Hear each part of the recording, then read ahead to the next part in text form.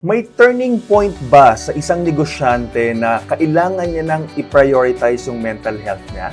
Hi, Joyful! Kung nag-iisip ka kung kailan ba masasabi na dapat ayusin mo na yung mental health mo, ang sagot ko lang dyan ay gaano ka ba ka-stress ngayon? Kung ikaw ay nagsisimula pa lang sa negosyo at hindi mo pa na-experience yung hindi ka na makatulog, hindi ka na nakikipag-usap kahit kanino, you're starting to isolate yourself, please lang, don't wait for that moment. Dahil alam nyo po, bilang isang negosyante, never ending yung mga challenges na darating sa atin, which means by the time na sobrang dami mo nang pinagdadaanan, baka ang maramdaman mo is you want to stop. So, my point is, do not look for that turning point. The moment you start, prioritize, be conscious na kailangang balanse po ang pagninegosyo. Hindi pwedeng puro trabaho lang na, sige, I'll give my 7 years, after that I'll rest. Hindi ka aabot doon. Because ako mismo yung nagbigay ng 7 years and bago pa matapos yung 7 years ko, ako po ay depressed. And I had so much regrets for not prioritizing my mental health. Pwede naman pala na sa simula pa lang ay talagang binabalanse mo na yung dami ng bigat ng responsibility mo and the fun times, the joyful moment that you can have while running your business. Huwag mo nang hintayin na magka-problema. Always listen